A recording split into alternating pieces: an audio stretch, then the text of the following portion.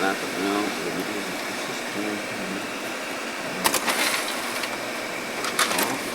And then right below the next one, box below there. This is number 2.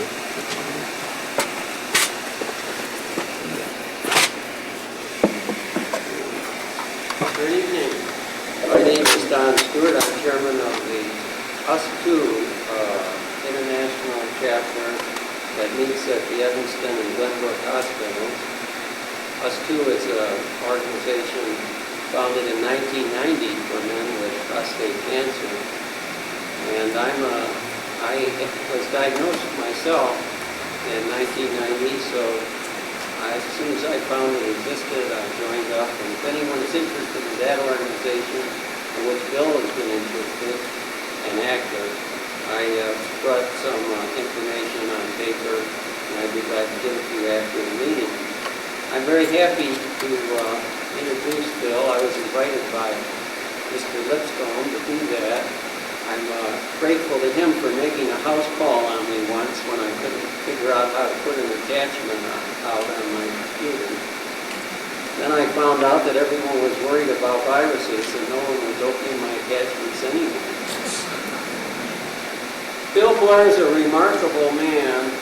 He has a lot of drive and energy. He's worked as a cancer scientist for many years. He was in the Department of Research at Mercy Hospital and Medical Center. He was senior research scientist and instructor in surgery. I have a long list of his activities, but since we got a little late start, I'm just going to say that he's been involved with projects with the NIH, the Department of Defense. He's been an active worker in US2, in patients' advocacy groups. He goes to Farrar Library often and studies literature, and he knows a lot about many things. I myself was an encyclopedia editor for more than 20 years, and I never met anyone who is as knowledgeable and full of information as he is. If he would just talk a little slower, he would be perfect. He loads us up with a lot of information, all of it informative, all of it good, and let's give Bill a hand of welcome.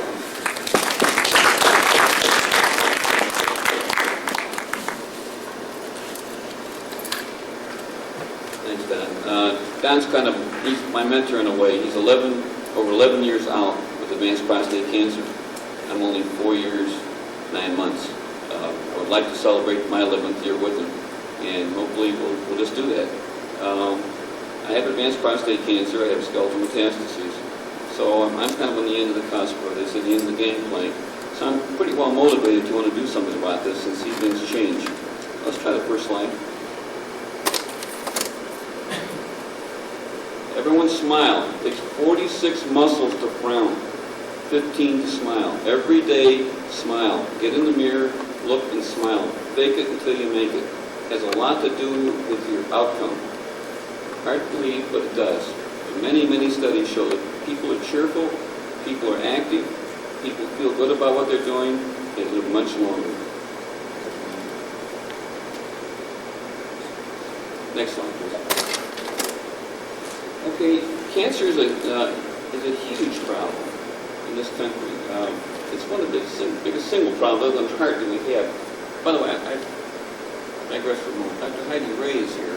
I'm not a doctor. Pardon? I'm not a doctor, I'm a nurse. Oh, But I'm thank sorry. you. I was given the impression you were an oncologist. No, I run Northwestern's oncology outpatient clinic.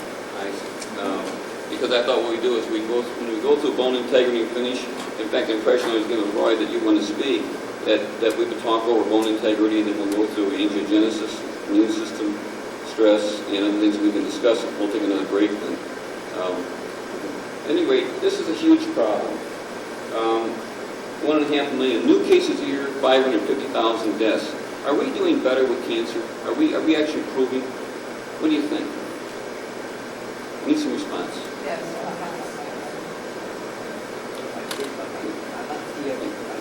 No, we're not. I can tell you now we're not. Statistically, there is more death, there's more cancer.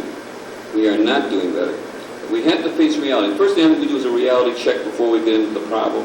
And the reality check is, in the last 30 years, there's been minor improvements in very specific non-solid tumors. In solid tumors, breast cancer, prostate cancer, colon cancer, lung cancer, et cetera, et cetera.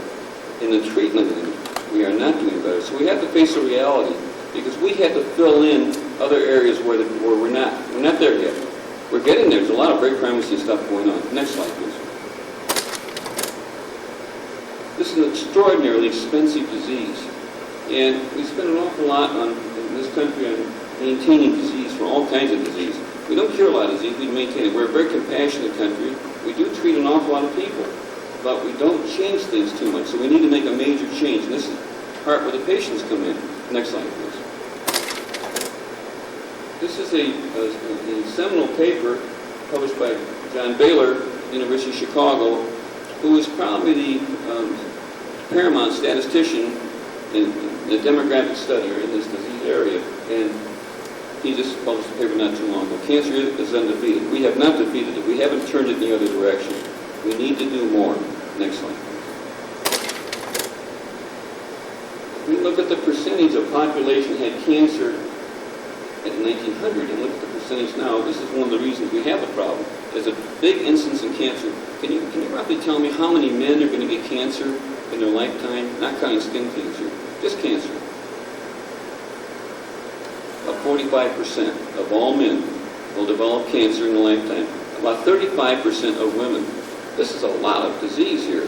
So we're in an epidemic situation here, getting progressively worse. We spend a small amount of money in the budget in prevention. And it's most unfortunate because probably cancer is to somewhat degree an preventable disease. You look at the increases, prostate cancer 100%, colon cancer 60%, breast cancer 44%. Actually, cancers are going up. So we're actually treating better, getting them earlier, but we're not making much change because the incidence goes up. Next slide. This is a very interesting article given by a friend called The 30 Years' War, written by Jerome Groopman, who was a paramount oncologist. And he was in from the beginning when President Nixon declared war on cancer and said in 5 years we'll have this disease behind us, over 30 years ago. The articles in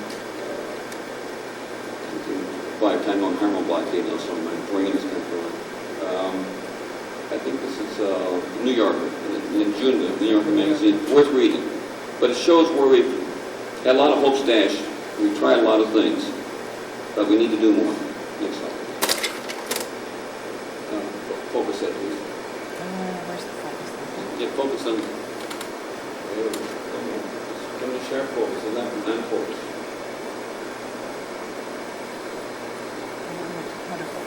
What do you think this disease is?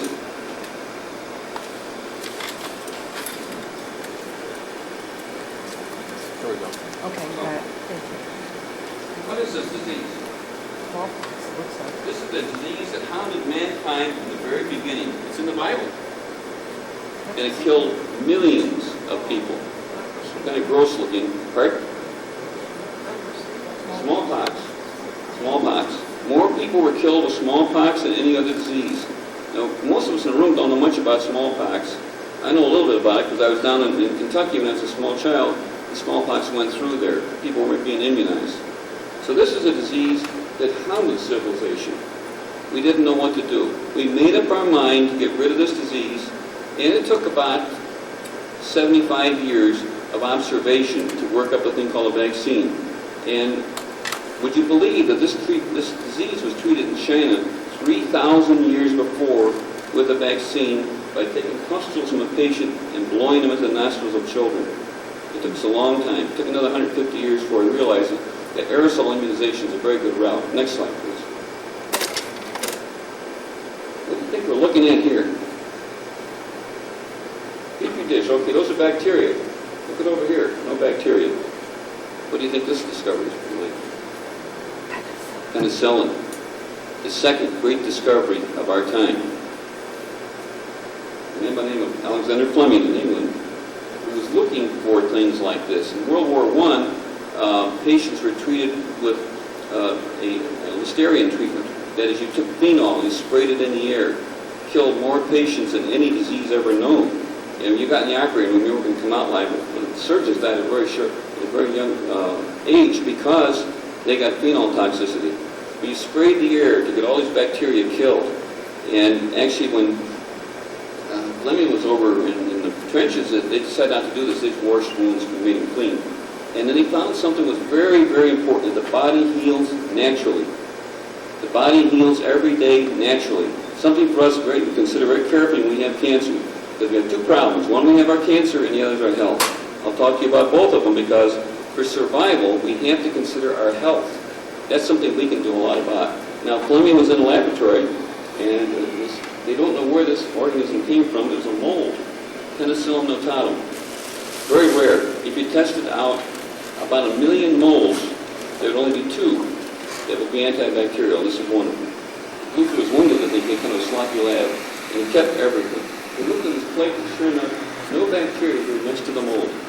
And that started a long trail. This was in 1926. Next slide, please. Here's the glass that are growing it out. Very difficult to grow this out. You know where this bankroll, the whole money for all this study came from the Rockefeller Institute, the United States. They banked a $5,000 grant.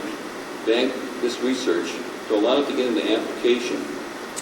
The penicillin was actually made in Peoria, Illinois, and it was in a brewery. During the war, they needed a lot, and they went to this brewery and said, "We want you to make a lot of this ferment for us." And actually had a gal they called her Moldy Mary. And Moldy Mary would go to the fruit market every day and pick up all the moldy fruit. Because they were trying to find something better than notatum. And so they did. They found another penicillin, the other one, and they could grow it much quicker and make it in vats, and they were used in World War II. Saved, again, to this day, millions and millions of lives. 2 great changes. Vaccines for smallpox and penicillin. Next slide. It's a picture of the man. He was Scotch. Very interesting person. He just stayed with what he did. He never gave up. He knew he would find something, and he did. Next slide. But he couldn't make it work, by the way. He couldn't make enough to do it. He didn't try any patients. This gentleman here was from Australia. His name is Flory. Dr. Flory was a pathologist at Oxford, and he read Fleming's papers, and in 1938, he decided to use this on a patient. They used it on a gentleman who had septicemia. And actually, Fleming gave all the penicillin he had. They turned his disease around. In those days, septicemia was 100% fatal. They ran out of penicillin, and the gentleman died. They realized they had to have a lot of it. Next slide. This gentleman is Ernst Chain. Ernst Chain was a Jew from Nazi Germany. He escaped to England. Thank God he did, because he's the guy that did the chemistry. He gets to understand what this really was, isolate the organism. And that's what you have to do when you have to make a discovery, make an observation, and bring it to fruition. It took from 1926 till 1938. Next slide. This is the lab. He worked in this little lab right here. And this is the medical school, St. Mary's in London. Just a little bitty place. And his lab was tiny. It was about an 8 by 10 room, and that's where all this was done. So it doesn't take big labs, it doesn't take big equipment, it doesn't take a lot of high-tech stuff we think it takes. It takes a brain, someone who's motivated to want to do something. Next slide. What's this? Let's focus this, please. You know what this is? Iron lung. Oh, yeah, you got it. Iron lung. And the fearsome lung. And this is saved many a person. I remember when I was a little kid, the first patient was a son of a very wealthy man. He was in China, and he developed polio. And the China Clipper flew this. He bought for $10,000, which was a lot of money then. Flew it over and put him in the iron lung and survived him. In those days, you'd die. You'd die from lack of breathing. And then we started a thing called March of Dimes. You remember that? When I was a little kid, I raised a lot of dimes. And the president asked us just a dime. That's all we need. And that's what we're going to need now. We're going to call your attention. If we want to change this problem we have, we've got to get full-time participation of everybody in this disease. We've got to put our shoulder to the wheel. And that's what we did. And they bought a lot of iron lungs. And I had the light touch of polio as a kid, so I could work on the wards, and I worked in the wards for a number of years, taking care of polio patients. Very unsatisfactory to see someone laying in an iron lung. Next slide, please. And here's what it looked like. This was the picture. It was in Life magazine. And this touched everybody's heart. You know, was a terrible thing to see. For the rest of their days, maybe they'd be in there, maybe they'd get out. We never knew. But a lot of them remained for many, many years. Some got out. By the way, it's another treatment developed by Sister Kinney in Australia, which didn't use this and was very effective. Next slide. If we look at some of the great victories we've had, and I think we should look at it, diphtheria was a terrific killer. And one case, 206,000 cases in 1921. In the 1890s, it wiped out whole armies, and vaccines were developed in the 1890s. Measles, pretty much gone. Polio, pretty much gone. Mumps, rubella. Look at the number of cases of polio. We were really, this is why we're not sharp focus. This disturbed the whole country. We have 1,200,000 new cases of cancer a year, and we're acting like we don't have a problem. We have a big, big problem. Next slide. We're talking a little bit about the lucky ones. Are spontaneous remissions, you think, very uncommon? Common? People just that have terminal disease and are alive 10 years later, when everyone, all the statistics say that they're bound to be gone. What do you think? We're talking about hundreds of a percent. In Lourdes, there are only 66 documented cases. But if you were to talk to the priests at Lourdes, they tell you there are thousands. In the United States now, the Office for Alternative Medicine is collecting data, 55,000 cases last year. Documented cases. There's a lot more than not documented. There's a lot more than you think. And I work with a type of cancer called small cell lung, and that, we were told at the time, when I started working, that 100% of the patients died. And I started collecting lists of patients that lived for many, many, many years, and was quite surprised. The diagnosis would get changed after 2 years, because no one believed they could live. The fact of the matter is, I have several friends that had small cell still alive. Next slide. This is the gentleman from Lourdes. He's the last case. He had gastric carcinoma. Lourdes is extremely strict at documentation. There can be no other factor in respect to the cure of this patient. There's no chemotherapy, and this is a gentleman who's still alive, and he had gastric carcinoma, which has a very poor prognosis. And he's doing quite well. Next slide, please. This is the Japanese gentleman who had renal carcinoma with metastases to the brain, lungs, and liver. Doing fine.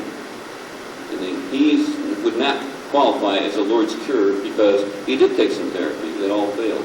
Next slide. This is in China. It's all around the world. This gentleman here had gastric carcinoma with widespread metastases, still alive. All these people in this group in China had cancer and are long-term survivors. So around the world, there's a movement going on now to look at this again and say, is there other aspects to this disease that we're not thinking much about? Next slide, please. This is a compilation of survivor personality traits. You've got to get in touch with your own needs. Listen to your body. Do what your body says you're supposed to do. Don't go like a lot of us do, like I did before I got my cancer. We're brutal. I just worked 60, 70-hour weeks was nothing for me. I'm very proud of that. It was very foolish. Being able to meet your needs by assertive action. Very important that you become assertive. And that I just talked to a guy yesterday who had some lab results run, his pathology, a month ago. And he's been calling. He got his bills right away. In a week. No results. I said, if I were you, I would chop some heads off. It would come off. You need that data to find out where you're at so you can go the next step. And they're not treating you with a minimum degree of respect and care. So you have to put your foot down. Expressing emotions, sadness and anger, grieving, yeah, normal. Nothing abnormal about that. So you do it. You feel sad. I cried a lot when I first had my cancer. I never cried at all in my life. If I went to one meeting, I was so embarrassed. This is okay. You should do that. Anger, yeah. Just use it for a good purpose. It takes support from people around you. Sometimes it's very hard. That was a difficult thing for me to ask for help. Very hard. In fact, I remember the first time I got some good help, I went to a support center to sign up for this march I'm going to talk to you about a little later. And I signed the thing and I was backing out, actually literally backing out of the building, the support center. And I got to the door and I said, you coward, go back and ask for help. And I went back and asked, and a lady talked to me for an hour and a half, and I ran at the rig, and I was mad at the world, mad at everything. And I slept very good that night, and it helped me. And that got me started back. So someone else did give me a hand, and that was wonderful. We purpose in your life. Make it mean something, because that's also works well for you in terms of your immune function. When you have meaning, when life is meaning and meaning is being, then you become. You got to play. You got to smile. You got to be happy. No matter what the situation is, smile. Walk, take a walk in the morning amongst the green stuff. Look around and say, God, this is a wonderful universe we live in. Wonderful. And we're part of it. And we're going to stick around there for a long time. By the way, I didn't ask you, how many people out here have cancer? There are a number of us. Yeah. Okay, so we all know what we're talking about. And if this is some people call it a struggle, a battle, an adventure, whatever you want to call it, we're going to do it because we're in the middle of it. Next slide, please. Said a long time ago, perceptions, how we perceive how we're doing is exactly what's going to happen to our outcome. If we perceive bad outcome, we're going to have bad outcome. If we perceive good outcome, we have a much better chance of having good outcome. Next slide. Step by dimension. This is a book, by the way, I commend you all to read. If you really want to get a little down, you want to read some nice stories. These are extremely well-documented stories of people who've had remarkable recoveries from all kinds of cancers, pancreatic, lung, colon, breast, prostate, you name it. They're in there. And they're well-documented cases. So it's worth reading. And it's kind of inspiring to read, tell you the truth. Next slide, please. This was said also a long time ago. Miracles do not happen in contradiction to nature, but in contradiction of what we know about nature. As we go along and we see things happen that we don't expect, well, sometimes we don't accept it. But that doesn't mean it's not real. It happens. But and we sometimes find out why later on. That's not so important to us. It's just what, not why. Next slide. This is true. You know who said this? Ellen Keller. Ellen Keller. I mean, it kind of makes you ashamed sometimes when you have cancer that you complain. This person really had some obstacles to overcome. He did a marvelous job. Next slide. Now, it doesn't necessarily mean get up on an airplane and do this. My friend's flying this plane here. Focus that, please. I love airplanes. And this is a 68-year-old man, by the way, up here doing this thing hanging on top of an airplane. That's one thing you can do if it brings you pleasure. Next slide. Now, yeah, this is another thing about doing something. When World War II came about, we didn't have a fighter plane that was worth swat. And in fact, if we stayed with what we had, we'd have lost the darn war. And this airplane up here is a North American P-51 Mustang. And this country was coming out of depression. We were really in trouble. So we wanted to sell this plane to the British. And actually, they went to the Curtis, and they were going to sell them a P-40. They said, this plane's terrible. We can't use it. They said, we'll design you a new airplane. From the time they talked to them the first day to the time this airplane right here, this is the original, flew, was 100 days. It normally took 2 years to develop an airplane. Actually, just mind-boggling when you think of it. It's the best fighter we had in World War II. Here's the last stage of that fighter called P-51D, which essentially won the air war over Europe. If without that plane, we would not have won it. But we made up our mind, and that's what we need to do with cancer. Make up our mind, keep focused, and go after the problem. Next slide. Here's an example of a survivor. This is lava. Nothing grows in lava. Here's this beautiful little plant. Wow. That's what we have to be. In a difficult situation, we have to prevail. And the way we prevail is with every sense we've got and to our best benefit. Next slide, please.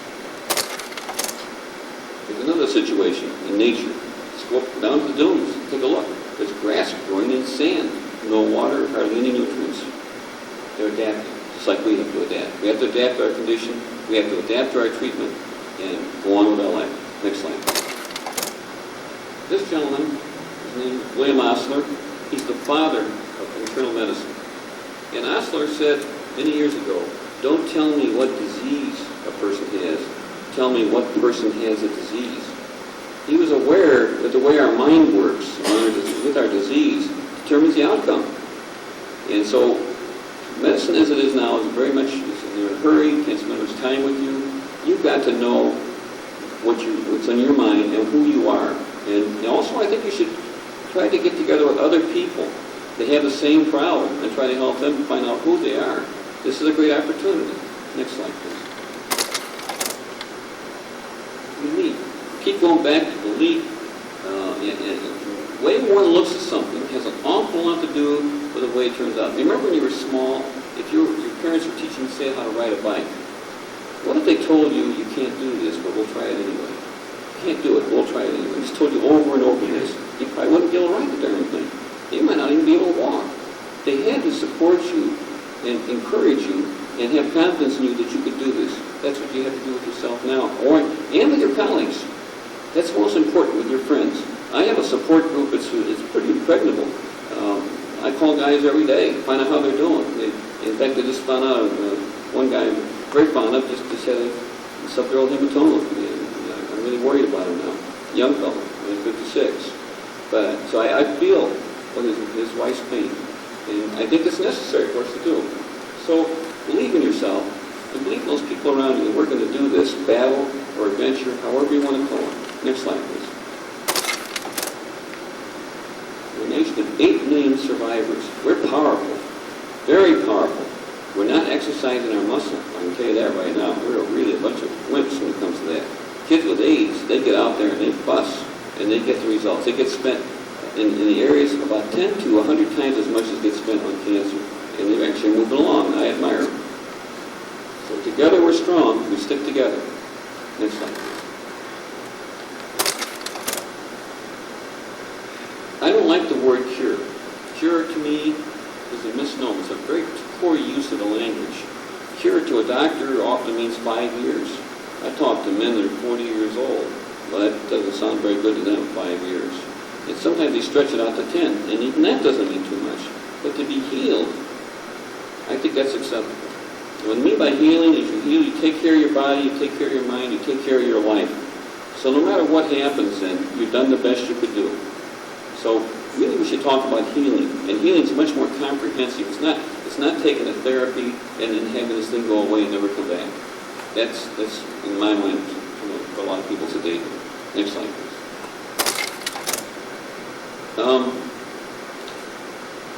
This is also a seminal study. There's very little belief in the medical profession that support would help people a number of years ago. I can remember that it's thought, well, statistics are really the important issue here.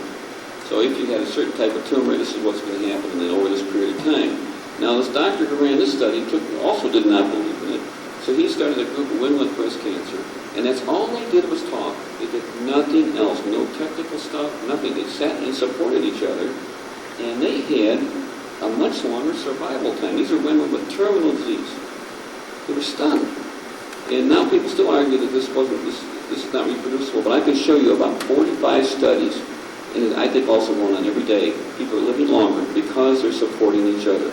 Psychological support, friendly support, humor, all that sort of stuff. Next one.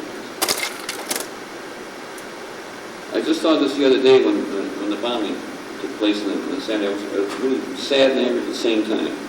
Fear is very, very contagious. Everyone around you gets frightened when you express fear. Anger is contagious. Hope is contagious. Compassion is contagious. Compassion is what drives us to do good things with each other. Try to stay on the side of compassion and feel for other people with their problems, and you'll be better. You'll be better for it. I had a friend one time who, every time he came to me, he was always wanting more data. Never once asked me how I felt or how I was doing. And I told him one time, I said, you got a big problem here. He realized it. He does. I said, but let me just tell you, the experts said this many, many years ago. You will not be healed until you try to heal someone else. You will not be healed. You'll just keep on struggling. And he's trying now, but he's not doing a very good job. He is trying, so that's important. To him, it's great. Next slide. Involvement. How many of you people have gone this march every June? Anybody here? I'll tell you guys, I'll tell you what I tell you, it's disgraceful. There's not a word for it, it's disgraceful. This is a wonderful, wonderful march. We get together in June, we go down the lakefront. This costs you a whole $10, and for that you get transportation, a meal, entertainment, and you get the greatest treat to see other people that have a disease just like you have, and they're doing quite well. And you don't have to walk the full distance, you can walk whatever you want. But it's wonderful. I see Attorney General Ryan every year, we talk, and it's wonderful to see that he's doing well. This is marvelous. We should do much more of this So we're proudly, go next year, you can say, I'm going to walk with the other people there. Next slide, please. This is what is almost embarrassing. Now you say that's a lot of people. That's not a lot of people. There's tens of thousands of people in Chicago that have cancer. They should all turn out. And the Learning Institute is doing marvelous work. And so they said they get just a little bit out of this, but the more support we can give to those people trying to help us, the better off we're going to be. And we're going to feel better for it. So, as they say, just do it. Next is a nice, wonderful trip. Every year I go. I've been there from the initial diagnosis. This helped me a lot, by the way. The first time I went, I was feeling pretty low. And I saw little children with no hair in their head, smiling. I felt really pretty much ashamed of myself. When I was at a gloomy old face, and here these little children with leukemia were going out there and playing. And I thought, gosh, it's wonderful to see that. Next slide, please. Get involved. Get to your local papers. I've been in several papers and magazine articles, whatever. Tell them you want to fight the battle. You want people to be aware that there's a problem out there and that you're going to do the battle. One reason people avoid cancer patients, I think, is because they're not doing the battle. They're not part of things. They're saying, oh, I'm not part of it anymore. I don't feel like it. I don't want to be part. Be part.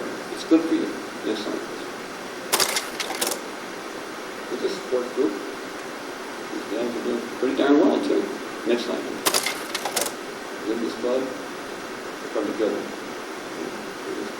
He had ovarian cancer. Created this wonderful club. It's helped a lot of people. Next slide. This was a Washington March. How many of you went in that Washington March a few years ago? Guys, you got to get involved. Get involved. Because if you don't get involved, nothing's going to happen. We marched to Washington, 250,000 strong.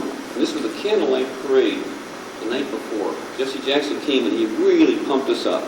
And you saw people from all over the country, all kinds of problems, no matter where you were. And you sit and talk, and you realize that we're all in the same boat. The boat's leaking a bit, but we're in that boat. And if we bail, we'll be okay. If we don't bail, it's not going to be okay. Next slide, please. This is a gentleman that really touched my heart. His daughter lost from neuroblastoma, and it's sad to see this. There'll be a day, by the way, it'll be like smallpox. We'll be reading the history books. We have to believe that. Next slide. With wall testimony, and there were large Afghans out there that people knitted for their children and their friends, and it was very touching. Next slide. This one says it all. In unity, there is strength. In strength, there is power. And in power, there is change. Without that, not going to happen. We've got to get together. Next slide. If you have an opportunity, if you join a group like YME for women, us too, or go to Gilda's Club, they're going to come out every year and they'll say, well, we need some people to go to Washington to review research grants and sit on these panels. I've sat on these panels every year now since I've had cancer. And the reading is very illuminating because they want to see what cancer patients have to say about a research grant. This is the Department of Defense backs breast cancer, ovarian cancer, lung cancer, prostate cancer. And they have 2 or 3 days where you review a bunch of proposals, you work like a dog, but you'll learn a lot. And you give them the perspective, you call them up to attention that these diseases belong to a human body. Because scientists, I was one for many, many years, tend to focus on the disease and not the host. But we're people, and we have to let them know how we feel about what things should be done. And this was appointed to another group called CAR, which is a consumer group working for the National Cancer Institute, whereby we will try to set goals. So we're actually getting involved very heavily. Marge Kunchner was the person who started this right off. She had breast cancer. Without this, we probably wouldn't be where we're at now. By the way, us too wouldn't be here without YME. YME started us too, which is the breast cancer group. Next. In the state legislature, there's a bill, 2236, to allow us to get drugs much cheaper. Well, you guys are taking drugs. They're pretty expensive. We're going to break a lot of budgets. And this one, we should get this bill through. So write your senator and say, hey, we want this. Write your congressman and say, we want the Department of Defense to get the money. We want more money spent for these areas. And we'll get it. And that's not what AIDS people did. That's how they got the money. Next slide, please. Your medical records can save your life. It's a medical article. And how many people have a notebook with your medical records properly in the file? Do it. Do it. Get every record. Get it. This is the most important single thing you do. You're not participating in your disease unless you have your records. Do not, I repeat, do not turn yourself over to someone else to take care of you. And I give another talk. It's called a 70% solution. And I've had some physician friends got pretty irritated with me over this. I say the 70% is what you do. 10% is what a doctor does. 20% your beliefs. If you can get your doctor and your beliefs to work together, you're doing darn well. You're getting 30%. You got to get your shoulder to the wheel. Get your records together.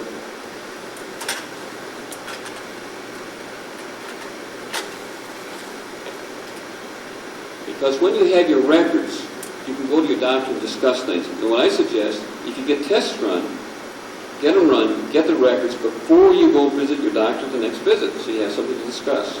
Otherwise, you're turning yourself over to that person. He doesn't have the time, or she doesn't have the time.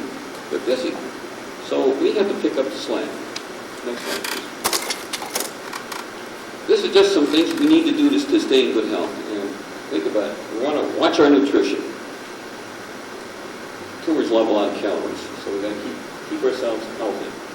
Stretching is very, very important when you get older. Your balance is related to that. Exercise. We need to exercise every day. Walk at least. Learn things new. Study. Find out what your disease is all about. Give it a name. Try to understand it. You'll find you can demystify it then, instead of being afraid of it. Get some sunlight. Desperately we need it in the northern climates. Cancer is a northern climate disease. One reason it is we're not getting enough D, we're not getting some sun in our skin, and we have vitamin D receptors in these tumors. They need to be self-differentiated by having those receptors tied up with vitamin D. Meditation and relaxation. You've got to calm yourself down every day. I meditate every day, twice a day. It helps a lot. It really makes me feel better. Rest. You've got to make sure you're getting good rest. And if you have to rest 4 or 5 times a day, then do it. And I'm on peak terminal blockade now, and I get weak. When I get weak, I listen to my body. I sit down and be quiet for a while. Then I'm all right. That's what you have to do. Next slide, please. Just another way of looking at it. Breathing. Critical. Really critical. Do a little breathing tonight. It's very important to breathe properly. Most people don't. I don't. I'm still working. Touching. You must touch something living. A dog, a cat, a friend, a plant, a flower. Touch things. Very important place. Exercise every day. At least walk. At least walk. And I'd say, if you can, pick up yoga, tai chi, whatever fits you. Light weights. Eat properly. Very important. Your diet is one of the big critical elements. We'll talk a little more about that. Sleeping, get good rest. Think good thoughts. Don't think bad thoughts. Don't think the glass is half full. Don't do that. Go the other way around. Say, it's only half empty. I can fill it up the rest of the way. Next slide, please. This is China again. Be focused. And this is Tai Chi. Tai Chi is moving meditation. I learned this when I first got my cancer. It was one of the most valuable things I've ever learned. Very hard for me to learn initially. It didn't make sense. But you go moving around in your body, you'll teach yourself balance, which is very important as you get older, like I am. And it's very relaxing. And when you're done with it, you'll say, wow, I feel a lot better than when I started. So I do this every day. And in China, it's just done, everybody does it in China. In fact, the Wicker Park, there's a lot of people down there doing it. Next one. The clock where you set it. If you want to make a big change in your cancer, get into the diet. Get to understand food. Understand what food does to you and to your tumor. And this is a very, very important area. It's just hard for a lot of people to get into, but you need to do it. You may need to change some habits here. Next slide. It's in the news, and because now it looks like maybe we can prevent cancer by altering our diet. And we also have very good data that we can alter the course of the cancer by changing our diet. If any of you change your diet big time, I'm a vegetarian now. I need to do that. It won't work for me. Next slide. This is a case, taking a look at is this true or not true? This is called a SEER group. SEER means an expected survival curve. And these are people who did not make change in diet. And these are people who took their treatment plus altered their diet. They're living longer. Very important. If you want to live longer, you're going to probably have to do some things with your diet. No big deal. I think it's what to say, just get on with it and do it. Next slide, please. You'll find many people in the medical profession may not be real knowledgeable about this because I taught in medical school and they get very few hours on this, a few hours, 4 or 5 hours lecturing. So they don't have that much, but there are experts in the medical profession. Dr. Blockman here in Evanston is an expert just on diet. If we look at people who had spontaneous remissions, and they're not spontaneous, by the way, the largest number switched their diet to vegetarian. Smaller number did what they call detoxification. They cleaned themselves out, got the toxins out of their body. Toxins have a lot to do with causation of cancer. We're loaded with them in our environment. Other people took supplements, and a lesser number did well. Vegetarian diets seem to do the most for the people who did spontaneous cure. Next slide, please.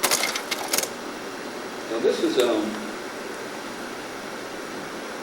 slide is upside down.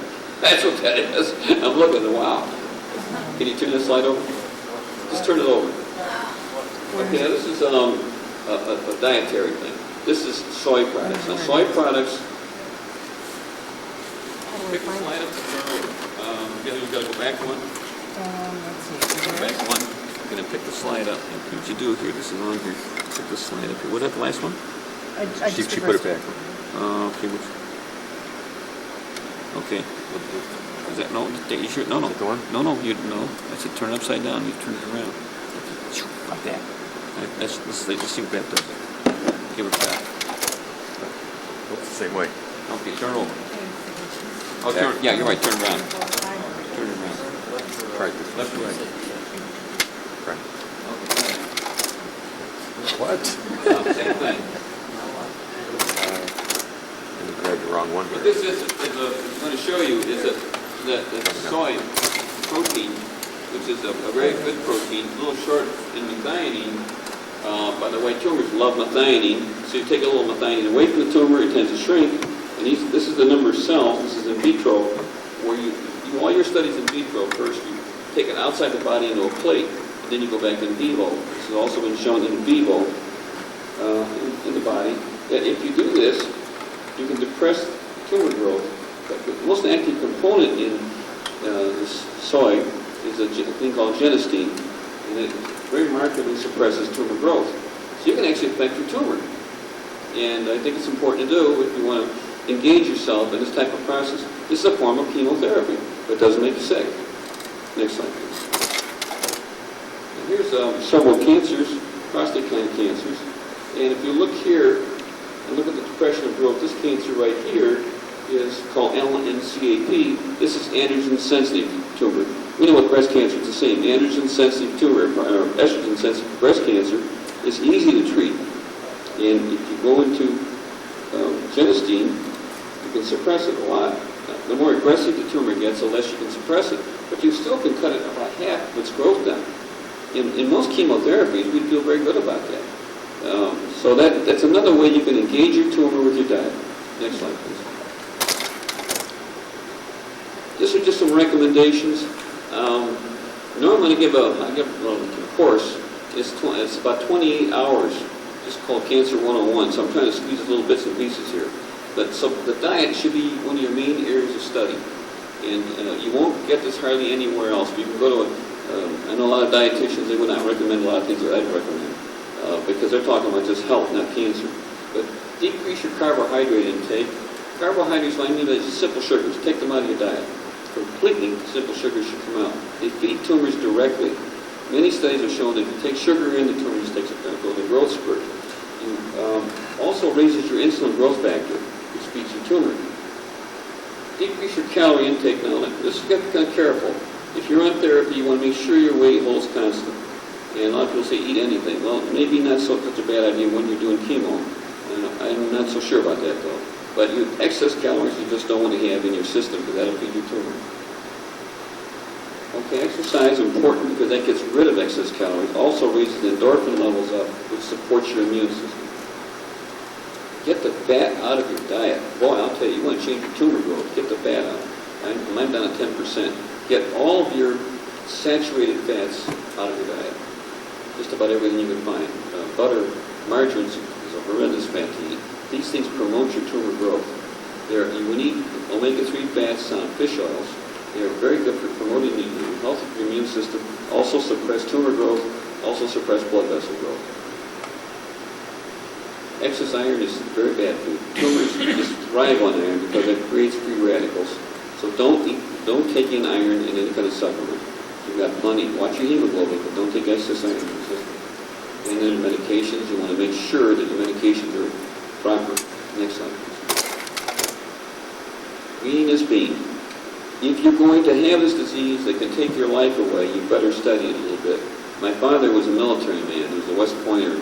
He told me that if you want, he was a general, he said, if you want to understand how to fight a battle, get to know your enemy very, very well. As your best friend, know that person, then you know what to do. If you don't know your enemy, you have no idea what to do.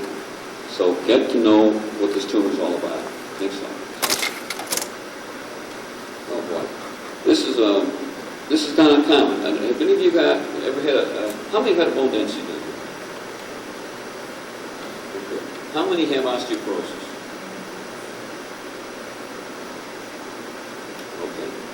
This is osteoporosis. Your skeleton collapses. The skeleton is a very, very dynamic structure. It turns over constantly. You get a new skeleton every couple of years. So it's a building thing. But the problem with the skeleton is if you're a heavy frame person, put the next slide on. Make that probably. Here's some factors, risk factors. There's a lot of risk factors. Just being female alone is a risk factor. And a male on androgen deprivation therapy is a big-time risk factor. Small frame, small wrist, advanced age. Get older, downward your hump for the females and fractures for the males. Family history, early menopause. Diet low in calcium. You've got to have enough calcium in your diet. Steroids really make you deplete bone structure. Anticonvulsive agents that people take for epilepsy. Cigarettes, really bad.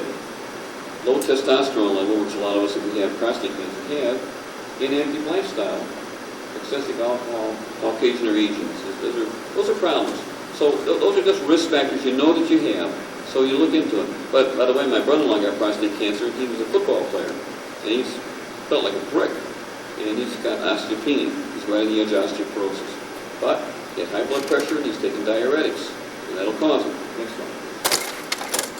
This is a picture of looking at the surgical neck of the femur, and this is see how beautiful that structure is. We couldn't create something beautiful as the femur. This bone has to flex in 3 directions.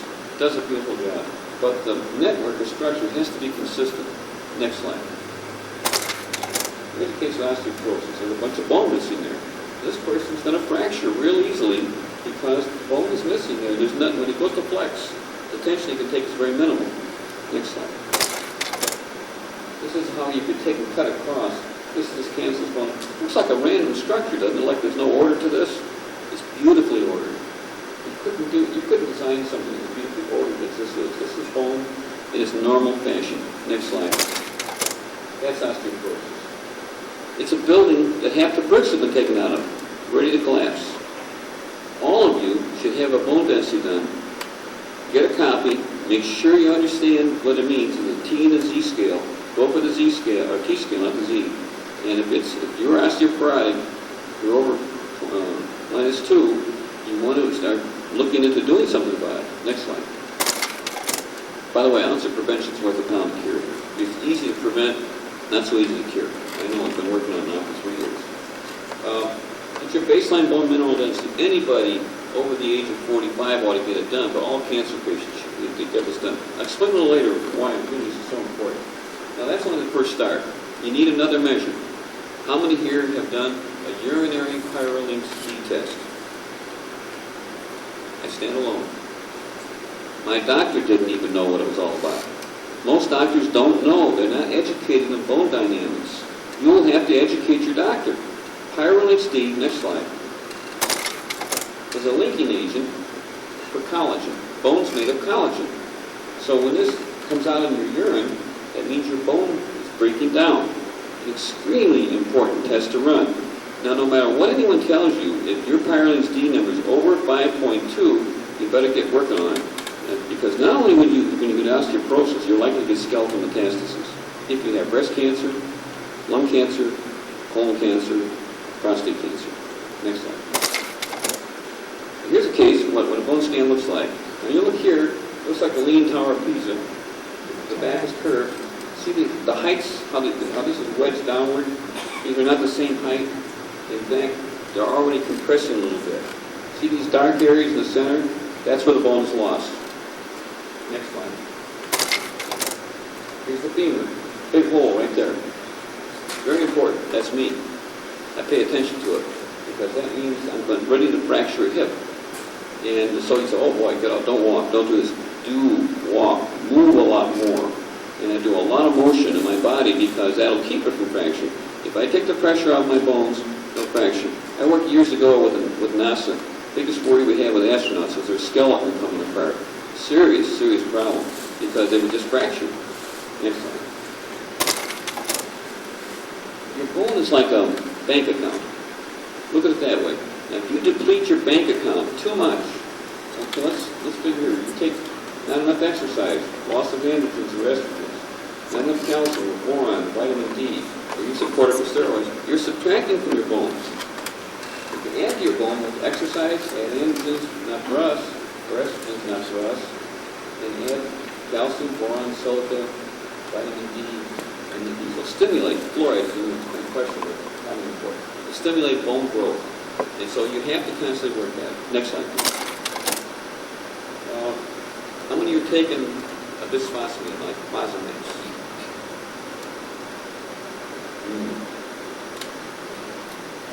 Well, we'll show you what it does. And Fosamax is an oral medication. Actimel is another one. It's available to all of you. You haven't been getting very good advice from your healthcare providers. And I call them healthcare providers because a physician, by definition, is a teacher. Your teacher should be teaching you about this because you're at risk. And all people older at risk, but cancer patients are big time at risk. You need to be educated. Bisphosphonate is an agent that prevents osteoclasts from working. Let's go to the next slide. Now here you have bone, and here you have these osteoclasts. They look like purple people eaters. And when they sense the bone is damaged, they'll start to eat away at the bone to repair it. It's like you're taking the tuck point out of a building to re-tuck point it. But when you get older, you tend to get more osteoclasts than blasts, or if you have cancer, or if you have any of those risk factors I talked about. So you're going to start having your bone eaten up, and you'll lose bone structure like I showed you the holes. Now you take a bisphosphonate, it's going to come down here, next slide, interpose itself between the osteoclast and the bone and prevent it from chewing up the bone. And then next slide, osteoblasts will form, they're up there. And osteoblasts will form, now osteoblasts will make bone. So this is one way to try to reverse this process. But you got to promise yourself if you're going to do this, you're going to exercise, you're going to do all the other stuff you need to do. Take your calcium and vitamin D and do that and try to reverse it. It's a very slow process. I've known I've had osteoporosis now for 4 years, and I've cut it about in half. I was told by everybody this was not possible. And you've got to also, when someone tells you it's not possible, go do it. And this is all my healthcare providers said, oh boy, that's bad, you're going to fracture it. Oh man, when they're shaking their head, well, I don't buy that. And I looked in the literature and I said, wow, over in Europe, they're using Improflavone. It's a synthetic soy product with women. Well, we haven't done that with men yet. Well, I'll be the first, and turn it around. That's what you have to do. You got to participate here. Next slide. Okay, you need to get your baseline bone mineral density and a pyrrolate steep. Now, if your bone mineral density is normal, you don't need a pyrrolate steep. Pyrrolate steep for cancer patients is important because it's a signal of whether this tumor is moving toward your skeleton. So it's the one you want to do. You want to monitor this one. And just all these other things you need to do. Calcium, you can take calcium in the diet. Don't take calcium carbonate, calcium citrate is much better. And Rocatrol, which is a vitamin D, and I would start off at 1/4 of a microgram and monitor them very carefully, your urine calcium and your serum vitamin D. You get too much in here. And then you check, remember, potassium chloride is very controversial. There is a beautiful potassium chloride out of corn's bone that the FDA has been sitting on for 10 years. Another issue that we got to get involved with. We cannot allow the FDA to withhold from us drugs that can help us. And then we have a group called CCATA we created. We have 16,000 signatures to try to convince the FDA that they better release things to us that we really need. One drug is a beautiful drug called Apticin, which could help all of us, and they just disproved that they're going to sit on it for another 5 years.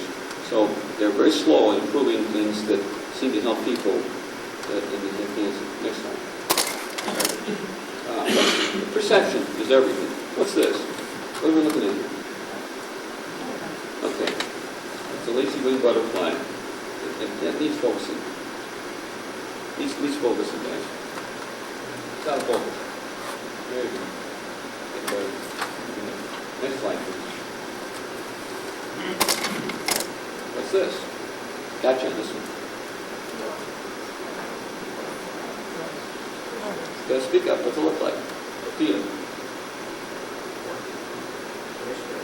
This perception is really how you read things. This is a piece of birch bark. Hard to believe it. But see, this is your perception. You look at it and say, hey, that looks like a bunch of farmers' fields, doesn't it? Does to me. But see, if we perceive something that way, that's how we read it. And that's why we have to understand what we're dealing with. Next slide, please. Well, anyway, what you need to do, make sure you take care of your skeleton. It's the thing you can't see, but your skeleton is critical. I'll show you the next few slides what this means in terms of metastases. And we'll open a whole new area of understanding what skeletal metastases is. And it's our understanding of it. That's why I showed you this camera was wrong, totally wrong. And we're just beginning to comprehend what this means. Because one thing, we were taught just a few years ago, if you have skeletal metastases, it's all over. Gone. My wife's uncle lived 12 years with skeletal metastases. We got him on an experimental protocol and a lot of other stuff. 12 years. He died at the age of 89, not from prostate cancer, nor metastases. He fell in his... Can you use the mic, Bill? Can you use the mic? Microphone. Oh, sorry. Okay. So, here's a couple papers out now.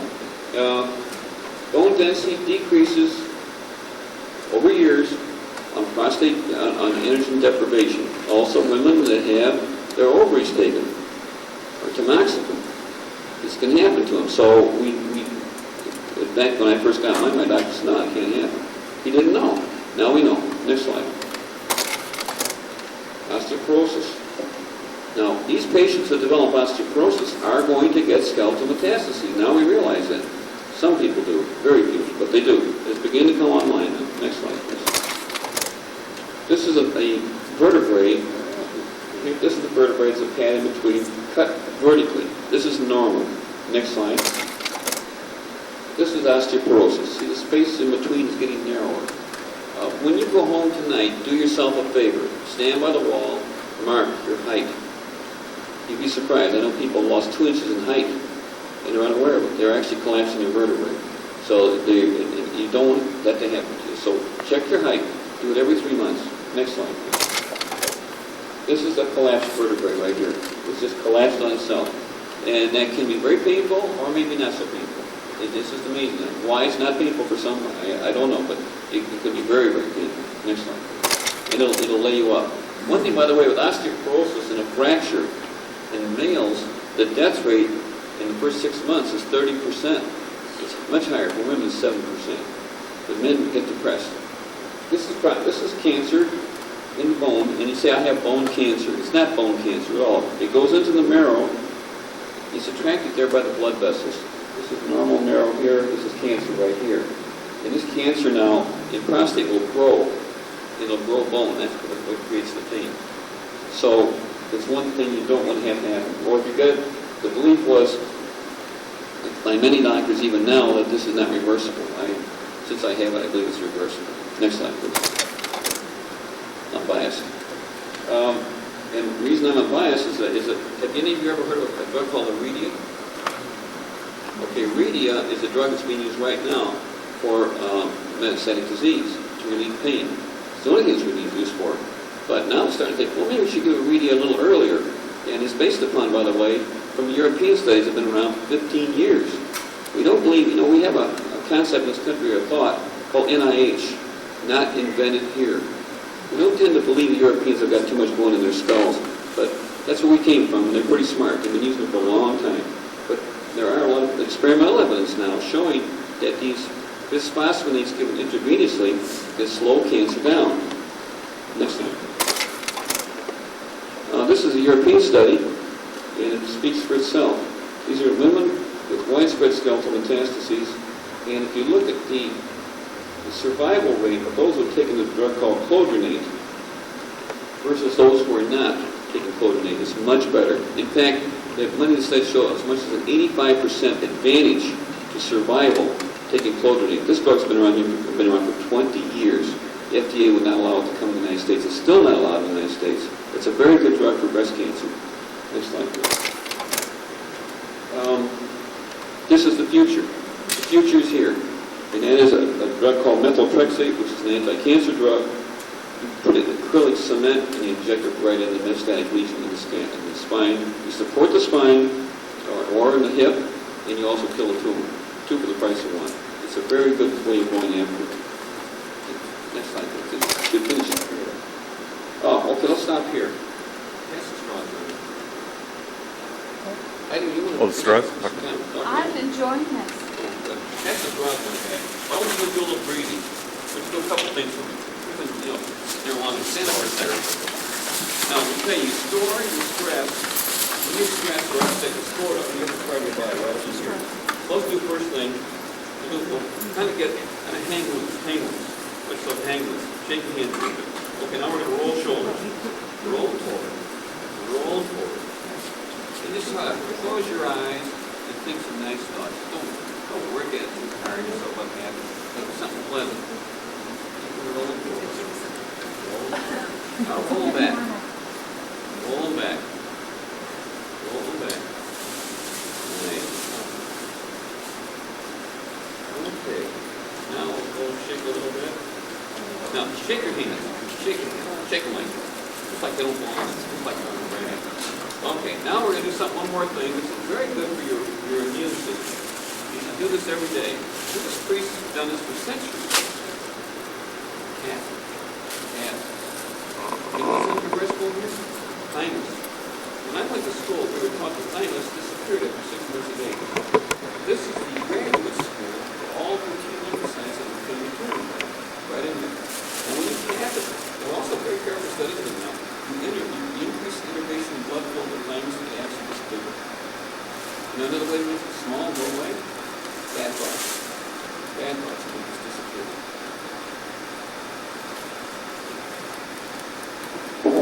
Not talking loud enough, sorry about that. So tap away when you have a chance. Okay, now what I want you to do, you all got a straw? Do I get one too? Now we're going to take these straws, and I'm going to teach you how to do what's called straw breathing. And one thing the problem with breathing is most all of it's breathwork.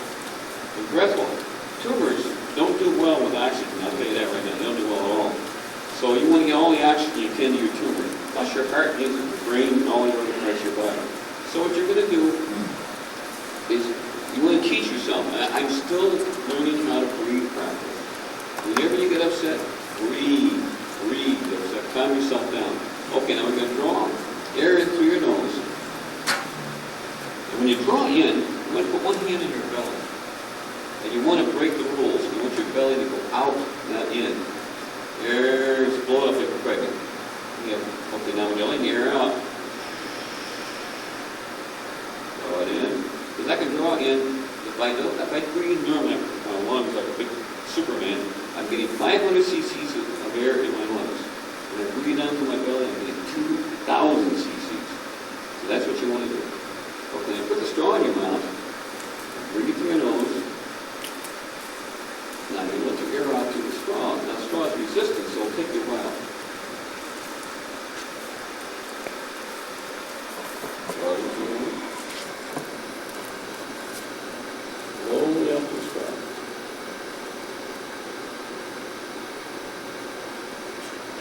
What you want to do is breathe out as much as you breathe in. You'd be surprised, people do the reverse. They breathe in a lot, where a little goes out, then the carbon dioxide builds up in the system. You should do this every day. If you want to do yourself the best favor for good health, learn to breathe properly. In our society, the only people who know how to breathe properly are opera singers, and babies. The rest of us breathe terrible. We're just sitting there we're hunching all the time. That's why I try to move your shoulders. But we're hunching up like this, and we're not moving in the air. And our system's starving for air constantly.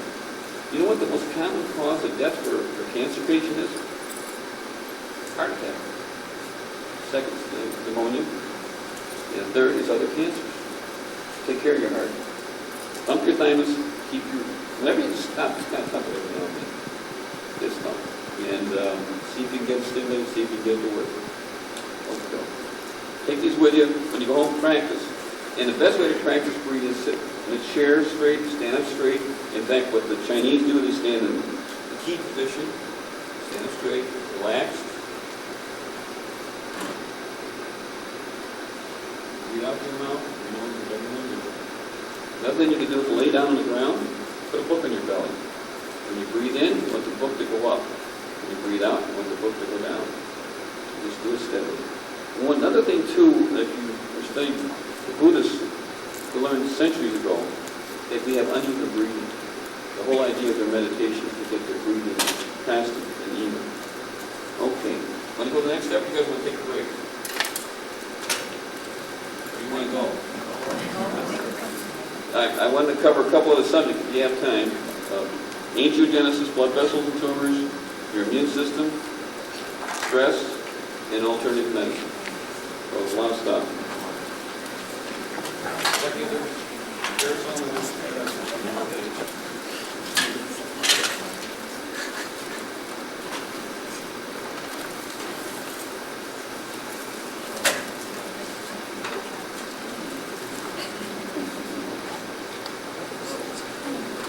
Anyone have any questions now? Maybe we can do some questions for the next one if you want. Questions?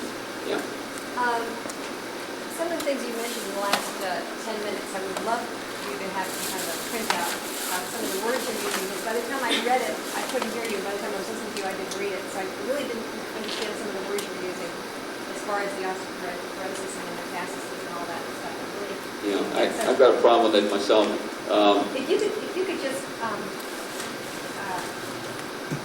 some of the things that you put up on the screen. If we could have a printout of some of the words you used and some of the things you were saying about it, that would be very helpful. Well, I could make a tape available if this one works out for those who like. Sure. That'd Then be you can great. read it on the screen. Thank you. Why don't you put the next slide on there? No other questions? What?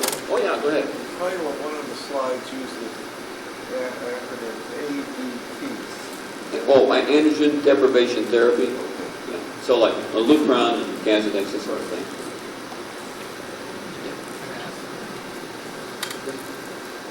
It's about treatment after surgery of cancer. Like we take tamoxifen for preventing recurrence. How it will affect the body if you take. Is it helpful to the body or Like for tamoxifen? tamoxifen? There's a lot of different views on that. I have a personal, mine's in the bias now. I'm going to tell you, I'm talking from a patient's perspective and a scientist. I'm not a practicing physician. Never was. Tamoxifen, given continuously, if you give it long enough, these cells will become resistant. When they become resistant, they're extraordinarily difficult to treat by other means. My sister-in-law just was diagnosed. The recommendation by our healthcare providers is 5 years. I say 3. To go off and try something else and see what happens. Same like with ADT, but we're talking about continuous ADT, and you will get a resistant tumor, and you will die because there's no other treatment at that point. So I've been going to what they call intermittent, off and on, and back on, now, and I'll go back off, hoping to stretch it out longer. So same with tamoxifen. In fact, I've dealt with a lot of breast cancer patients who are thought to be ER, estrogen, and progesterone receptor negative. They've gone to other therapies, gone back on tamoxifen, and gotten some results. So it's not clear, but this has to do with receptors on the surface, and I think you shouldn't over-inhibit them. You'll get no problem sooner or later. Medical guidelines for tamoxifen is 5 years because it's a hormone manipulator. That is the guideline, unless there's a recurrence prior to that. Want to start the next one? Think so? Let's start her up. Okay. Will an engine run without gas? What do you think? Yes or no? No. Okay, I want some big answers. Give me the next one. Which is more important, the seed or the soil? All right, how many say soil? How many say seed? You're both wrong. A seed will not grow without good soil, and vice versa. You've got to have both. So when you have a cancer cell, it's got to have the right soil to survive. Next one. Look at this little leaf here. Picked this one up last week. That's out of focus. It's beautiful. Look at the network it has here. I mean, look at the structure. Orderly structure. What is that structure? The skeleton there. What is that? It's a blood supply. Plants have a blood supply just like we do. And that's it. It's orderly. When that blood supply gets damaged, that plant dies. Next slide, please. Now this is the case if you took a tumor and you put it on the iris of the eye where there's a lot of blood vessels. Here it takes right off and grows. Very, very fast. Now, you take that same tumor and it's floating around in the vitreous of the eye like a retinoblastoma in the eye. It doesn't grow. It just sits down there like that. It needs to have a blood vessel to connect up to feed it directly so it can grow. Now, medicine also stated, when I went to school, we were taught that tumors didn't need blood vessels. We were taught a lot of silly things that they just started to use. Yes, interesting, because everything in the human body doesn't get better without a vessel. It has to heal, and you have to have a vessel. You have to bring food in, nutrients.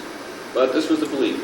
Dr. Folkman in Harvard, who was a pediatric surgeon, challenged this belief, and this is one of his first papers showing that, yep, you got blood vessel, this tumor is going to grow like bananas. Without a blood vessel, not going to grow very well. Next slide. One capillary can support 150 microns. One micron is 1/10,000th of an inch. Actually, this is about 15 cells each way of tumor cells. And take that capillary away, this tumor will not get bigger than 2 millimeters, about the size of a tip of a pencil. No tumor can. No solid tumor, that is. In fact, now we're finding leukemia. Next slide. Here's a tumor, and there's those blood vessels. The question comes up, and did initially, where do the blood vessels come from? And the answer was, it comes from the tumor. Well, that's very silly because tumors don't make things. How could it come from the tumor? And what Dr. Folkman did was show that these tumors release peptides or proteins that attract blood vessels to them. And the tumors, the more the vessels they attract, the faster the tumor grows. Next slide. This is a case of a lung cancer I developed years ago, what was called large cell carcinoma. And there's a blood vessel, capillary, there's one there, one there, one there. And you see there's a lot of cancer around it. All these cells out here are dead. And that's that little tube moving through there. And it's supporting life only for a certain distance. You have to keep forming new vessels for the tumor to grow. Next slide. It's a higher power field view, and you can see that's a dividing cell. There's one dividing. The closer to the food supply, the more division takes place. The further you get away, the less division. Until you get out here, and those are all dying. Or dead. Next slide. How does the tumor move? It hooks up blood vessels. It goes to the vessels that hooked up. Here's the case of one right here. This is the tumor thrombus moving through a blood vessel to a distant site. Without those vessels, this tumor could never go anywhere. And then when we talk about dormancy in tumors, this is what we're talking about. Usually when the tumor goes dormant, it loses its blood vessels and it stops. It may not be gone. 2 millimeters is not much to worry about. Next slide. This is Dr. Folkman, and this is his group. This is a real disparate group. When he started his research, everyone was told, you go to Folkman's lab, you're done. You'll never get a job. It's all over. Because they thought Folkman was a little screwy. I used to go to meetings, and when there'd be a room full of 500-600 people, and he'd get up to talk, and 300 400 would leave the room. And he would be muttering about this screwball. Well, some screwball, because I think it's one of the most important things in cancer right now. Next slide. Now, the first application of it, and I did this a lot years ago, was with breast cancer. And you could take a tissue out that you weren't sure what it was. We did this double blind. And then you would take a piece of that tumor and put it in the part of the eye that has no vessels beyond the limbus, and see if vessels grew into it. If they grew into it, it's cancer. This is the case here in the benign tissue. The tumor sits there with no vessels going in. That's a benign lesion. As soon as you see tumors growing, you know you got cancer. It's 100% accurate, and surprisingly not used much, but it's called it's an angiogenesis assay. We did about 500 patients, and it was infallible. And it can tell us how aggressive the tumor was by the amount and the rapidity of the tumor growth. Next slide. When I was first diagnosed, I remember reading this paper, and I really had a cold chill because I took a look at my own tissue and there's a lot of blood vessels. My PSA went from like 0.5 to 7.3 in less than 2 years. It's a very rapid growing tumor. And now we know that even no matter what the Gleason score, the grading is of a tumor. We already knew this was breast cancer. I could do a 5 millimeter breast cancer that had a lot of blood vessels. It was going to metastasize. They were already probably had. Normally, this tumor would not metastasize till about a centimeter. So it's 5 times bigger. So anyway, and by the way, still not done. Still not done. It's not going to get to the system. If you want your vascular density measured in tumor, you have to send it up to Dr. Bostwick out in the University of Virginia. Worthwhile doing, by the way. Next slide, please. Because you can predict then what's going to happen. Now, you remember the drug thalidomide? And it created a lot of problems. And the reason it did is it stopped blood vessels from growing. That's how the children were damaged. Someone decided to try thalidomide a couple of years ago on brain cancer, and they were dumbfounded. Stopped tumors growing. Took away their blood supply. It's still, and there's a lot of clinical trials going on now with thalidomide, learning how to use it in the best form. It's not the best anti-angiogenesis compound, but it is one, and there are many, many out now. Next slide, please. Here's a case where you have a tumor here, and these are vessels growing into it. It's got a rapid growth in this region. You put an anti-angiogenesis factor there, stop it right away. No vessels growing. This tumor will shrink. It won't shrink because the infection inside of it. Next slide. Not long ago, there was an article in there that was just a big breakthrough. We get word about breakthroughs about every year or every 6 months. And this is the great hope that we would have an answer to the problem. Next slide. And that is we'd start with them. It's Dr. Folkman, and he's been through trials. Unfortunately, what we know experimentally is this. There are two compounds called angiostatin and endostatin. Either one alone will not shrink a tumor. But the FDA, in their judgment, decides we have to do each test, until we can prove that it does not work. It could take another 4 or 5 years. I question how many hundreds of thousands of people will die in that time. When you put the two drugs together, it works beautifully. Now, at our own place here in Chicago, at Northwestern, Dr. Soft, Joe Soft, has a trial going right now, beautiful trial, and he's letting the body make its own anti-blood vessel compound. And there's a lot of hope in that. We raised $200,000 from Illinois tax write-off money, trying to get it to him to do about 10 to 20 cancer patients, prostate cancer patients. He's already started a trial on breast cancer now. We can't wrench this out of the state. It's very difficult. But if we do, we'll get the money to him, because there's another way of going at this problem. Take away his blood supply, starve it. We're not going to get rid of cancer. We'll get it down over 2 millimeters. We can kill a lot of other magic bullets. Next one. What's this? Back to perception. What do you think? Rice paddies. Yeah, it's a rice paddy in Hunan, China. They're terrorists. Next slide. You good? What's this? Kitchens. How about it? Well, we see it every year. That's frost in your window. Perceptions again. Next slide, please. Okay, now we're going to move into another area. We just got out of angiogenesis. It's probably one of the most exciting areas. Much is going to happen. We have to learn how to give it better. The better way of giving it is called metronomic therapy. We're doing it with chemo now in some places where low doses, very low dose, continuously to not let blood vessels form again. What happens now with chemotherapy, you depress the tumor, you kill a lot of it, 99% of it, and you go another week, blood vessels come back, the tumor comes back.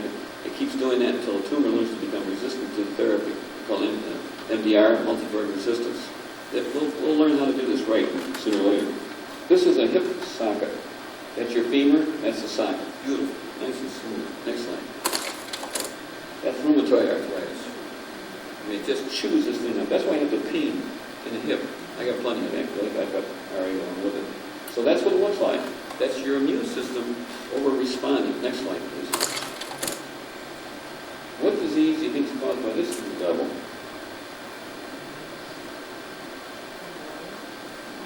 Next slide, please. Malaria. Very common. Malaria puts this organism into the red cells, and the immune system responds, and makes it very sick. Also know a lot about this disease. I had that in service and made me 90 sick. It can kill you, unfortunately. But it gets in the red cells and explodes them. Next slide, please. Wow, look at this. Those are histamine granules released from a cell in an allergic reaction.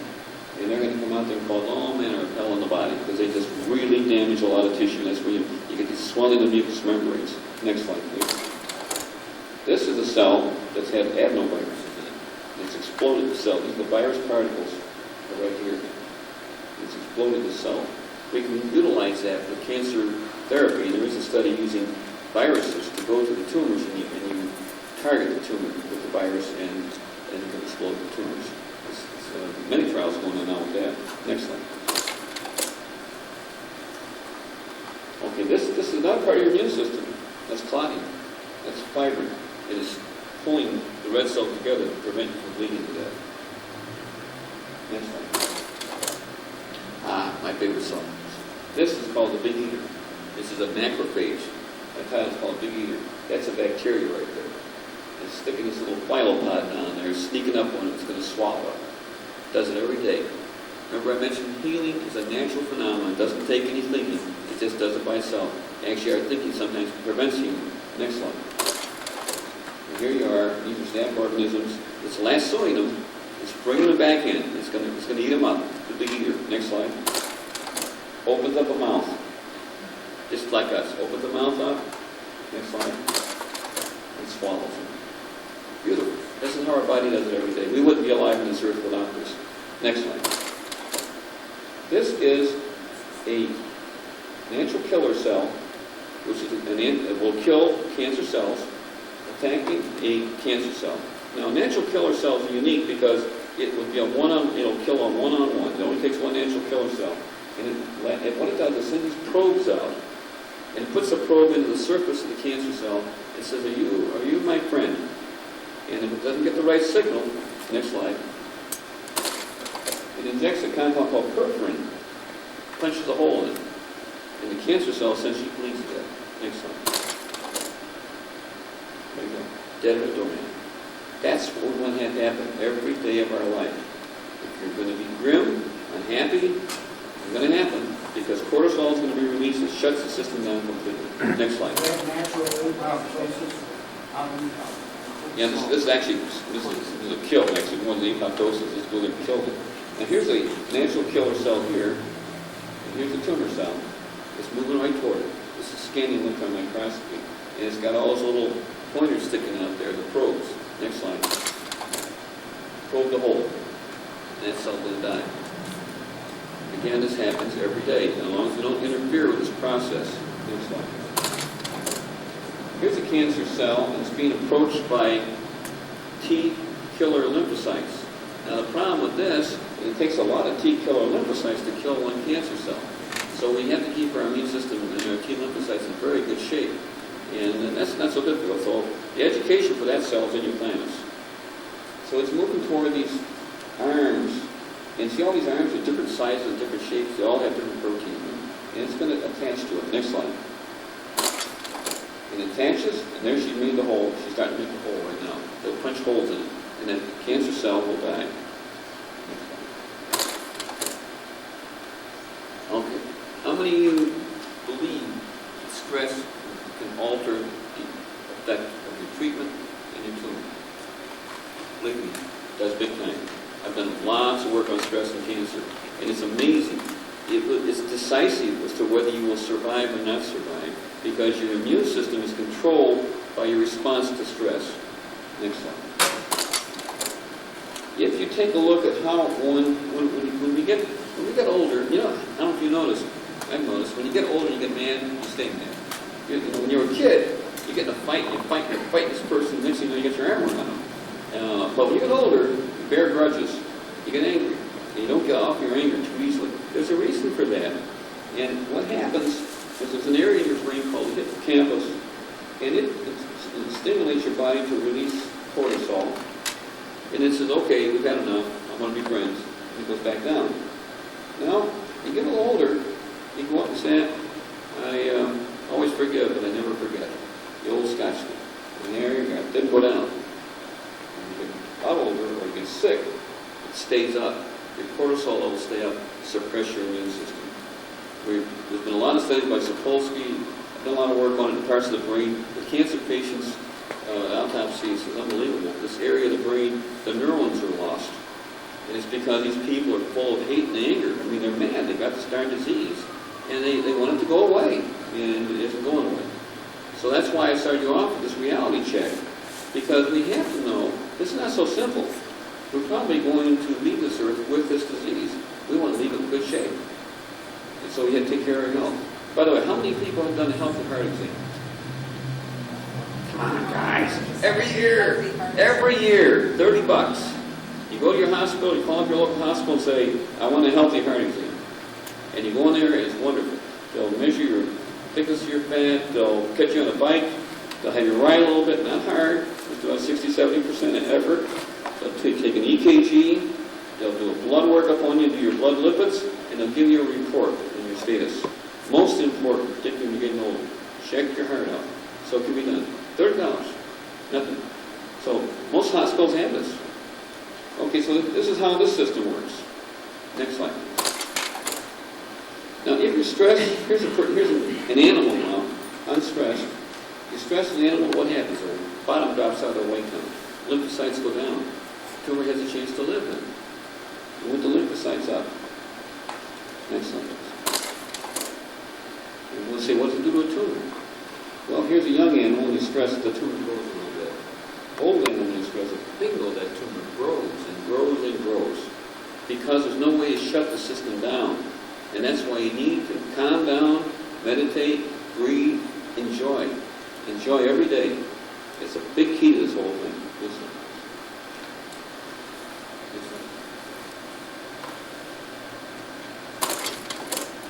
Okay, placebos. You hear a lot about placebos. We do these beautiful double-blind studies, and you got to get rid of this placebo. Get rid of it.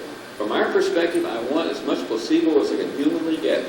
Doctors 100 years ago used it every day. Now it's a bad word. We do a trial where we take somebody and put them in a sugar-coated pill, and we probably, and in a row, I think, kill hundreds of thousands of people when we already know the sugar-coated pill will give you about a 40% response. That's pretty darn good. What if you could add that to your therapy? I'd say use it. And it's 35%, about 40%, actually. And bad placebo, when your doctor tells you, sorry, there's not much we can do. Boy, does that do a job on you. You can't accept that. I've been told that many times. I go with patients to the end, where sometimes 2 to 3 or 4 times a day, every doctor has to come and tell them, well, it's all over. I really don't like that.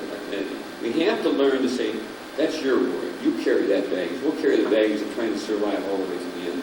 You need to have a good feeling about it in your life. Next slide. Next slide. Now, this is important to consider. If the mind-body can make you sick, which we know it can, gives people ulcers, gives them heart trouble, gives them all kinds of problems, it can also make you well. Believe that. Work on it.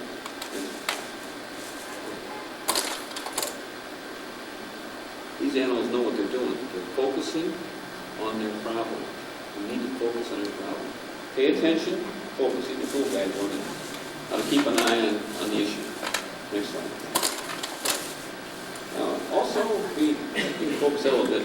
We carry a little mirth and surprise in our life. Here's a deer got surprised. I have a place up in Indiana. I go and I talk to the deer. It's amazing now because they walk up to me. They know me. They know my voice. And they don't like their little ones to be too close to me, but they'll come up and they want to touch. Humans, all living things need to touch. They need not to be afraid. These deer are not afraid of me. Friends that come and walk, the deer fly away, or if they're afraid of me, they haven't made a contact with them. Make a contact with living things. And this deer here is eating up someone's garden, and we have a garden. I say, hey, have fun. Eat as much as you want. We want you to live. Next slide, please. We have to believe. And I've probably told you so many times, you're probably tired of hearing it. But to be healed, you've got to believe in your healing. You've got to believe in what you're doing. You've got to believe in your therapy. You've got to believe in yourself. We look at this and we kind of laugh. This is an Indian shaman healing a sick person, and they're dropping some herbs on the ground and doing all kinds of stuff like that. You'd be surprised how well it's worked for century after century after century. That's just placebo. Works very well. A lot of belief in the Indian healer. And by the way, the Indian shaman healers were not so dumb. They had many, many therapies that they use, what we call herbal therapies. They're very, very effective. We're starting to study them now. How many of you guys take softball now? That's American Indian herbal treatment for urinary flow problems. Next slide, please. When you think about it, you take an extract of bread mold and you treat infections. Penicillin. Right here. You take periwinkle to treat cancer. Blasted. Comes from a plant. Mustard gas is the first treatment for cancer. Comes from mustard. Even primrose oil, omega-3, pretty good by the way. We have to study more about it, but it looks like it's going to be very helpful to us. Next slide.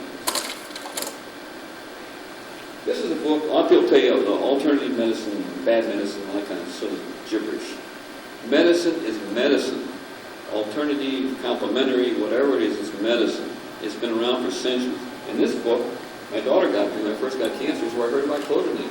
Never saw it in any medical text. Wasn't in any medical text then. And because it was NIH, and I've been in here. And I read about it. Wow, that's interesting. And I finally ended up having to use it. Next one. Here's a plant, interesting plant. It's called, the Indians call it mad dog weed. Another name for it is skullcap. Next slide. And Vicodin is another name for it too, in Asia. All over the world, this drug, simultaneously for thousands of years, this drug was used for many things. Now, if you look at the pharmacopoeia, it says here, skullcap is destitute of medical properties that the plant may be, and taken internally produces no obvious effects and probably of no remedial value. This is one reason we never studied it. The experts said it had nothing. Well, they didn't study it. Next one. It's a paper, real recent paper.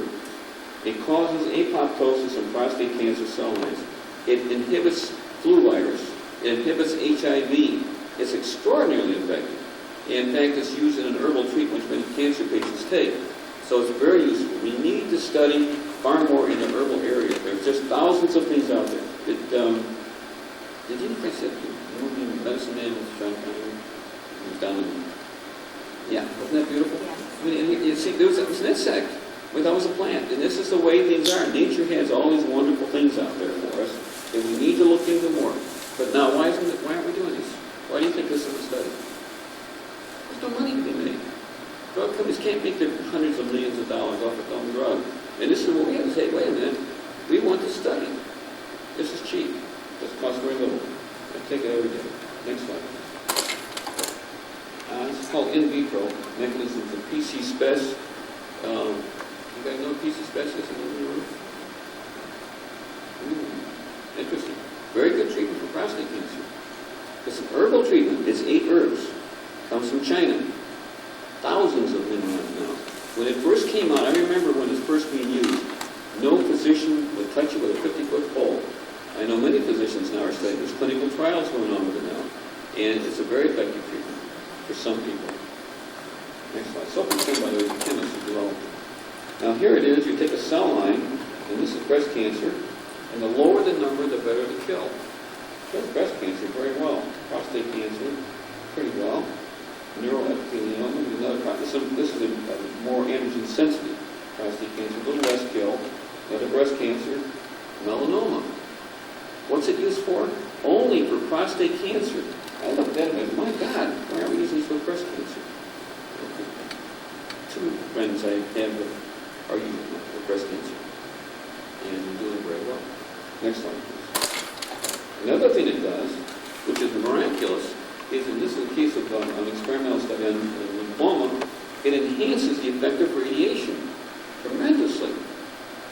I know of no clinical study where it's been tried. And if you ask any radiologist about this, they'll say, I never read it. Well, it's in the literature. So maybe our job is to help educate our doctors. Not our doctors educate us. Educate ourselves, educate our doctors. I think it should be used. And it's remarkable. If you look here, apoptosis means natural death. Okay, you take and feed PC spes to this tumor, which, by the way, I don't know what to say is that it causes a lot of death. You radiate, which is the standard treatment. Not much death. You add the two together, death goes way up. Way up. That's what you want to do. This is the goal. You say, well, why is it being used? No money being used. We have to understand our reality here. People are not going to use things they can't make a lot of money off of. But we have to deal with our disease. We have an obligation, as far as I'm concerned, to not have the unenviable reputation of the most expensive disease known to mankind. It costs a lot to keep us alive. Next slide. Yeah. The Chinese herbalists also call this thing EC. Okay, the reason it has that name is prostate cancer hope, from Latin, spes. No, it actually goes back to the yellow emperor. And two elements in there are not from China, they're American.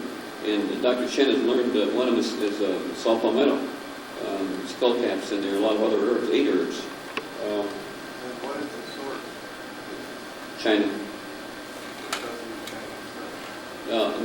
Actually, Botanic Lab is the people who sell it. And the herbs, they let you know the herbs. The thing about herbs, by the way, they have a lot of interactions that make it difficult for pharmacology. They have a lot of actions. And so initially, this was not used for cancer, it was used for other things. And they found out, just like Bicol, they just found out it helps with cancer. Now here's, how many of you guys drink green tea? Or gals? Okay. Here is some work done here in Chicago by Dr. Liao. And it has a component called ECGC. And this is a tumor, and you start the ECGC here, and you inhibit it. You let the tumor grow up, stop it, tumor grows. Green tea is very helpful. Been known for centuries in China to be helpful for cancer. We're just starting to learn about it now. Now there's some processes in green tea. Don't drink it brown. It should be light green color. Don't drink it when it's oxidized.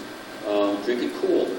Now make it up and cool it off real quick because it'll oxidize those. Drink it within a short period of time. And you cannot drink too much. It's got polyphenols in it. This is one of the polyphenols called ECGC. Next slide, please.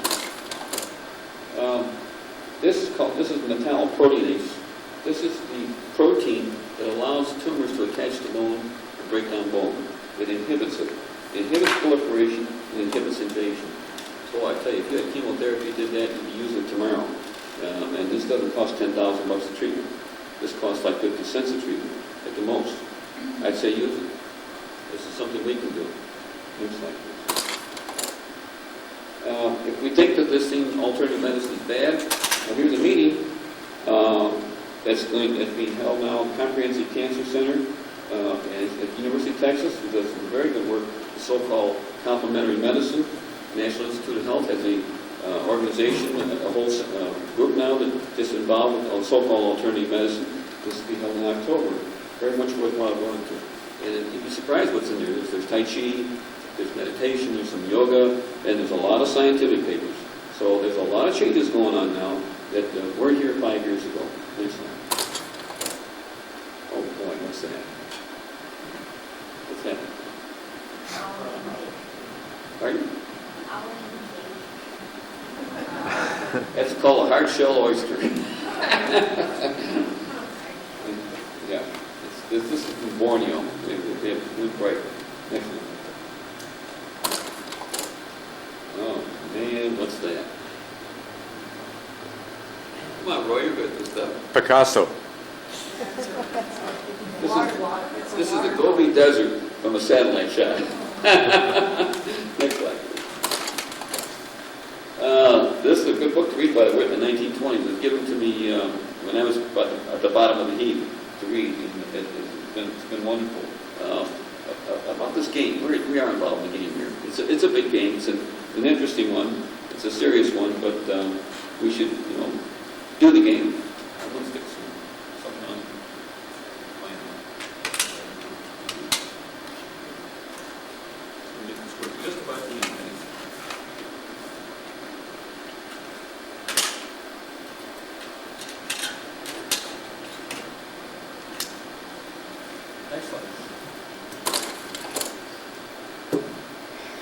said it a lot of times, but we want to alter the course of our disease, comprehend your disease, approach it, and go with it. Next slide. We have to be like this hummingbird. And this hummingbird is highly focused, knows exactly what food it wants, knows just how to do it. And only the hummingbird knows how to do that. Another bird can't teach it how to do it. A doctor can't teach us how to get well. They don't know how to do that. They'll have to teach themselves how to get well. So we'll have to learn how to do it. Each one of us is uniquely a little bit different, and so we'll have to pay attention and utilize all of our talents to our best form. Next slide, please. And just remember, all cancer is cancer. We should stand together. No one cancer is more important than another. We're all important. And if we stand together, come together, march together, we'll get it done. Next slide. And I do believe that'll happen one of these days. Hopefully. I think there's one more maybe. Try one more. This was given to me by my sister before she passed on. And I'll just read it out to you. May the roads rise to meet you. May the wind be always at your back. May the sun shine warm upon your face. The rains fall soft upon your fields. And until we meet again, may God hold you in the hollow of his hand. Is there one more? This one you want to remember. Keep this in your mind, the image. This is a natural killer cell triumph over that cancer cell. It's dead. I think that might be one more.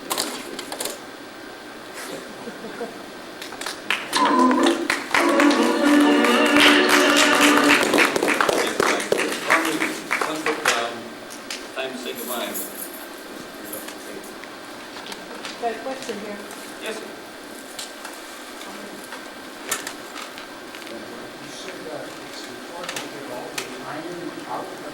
No, not all of the iron. A lot of the iron. See, iron is utilized on a daily basis in your cells. And when you get too much iron, it's stored in your soft tissue. That's what you don't want. And it's called hemosiderosis. It's associated with colon cancer and breast cancer. It's a lot of prostate cancer. It helps the cancer grow. And what it does, it helps form free radicals, which then helps the cancer grow. So, just don't, you have to take multiple vitamins, make sure it doesn't have iron in it. And that's, by the way, why one of the reasons red meat is harmful for patients that have cancer. It causes, it causes, Take it out of there. yeah.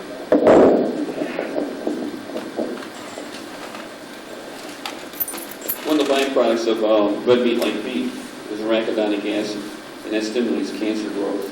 And the other is that an iron. Iron is very high in beef. So that's one reason I'm going to stop eating it.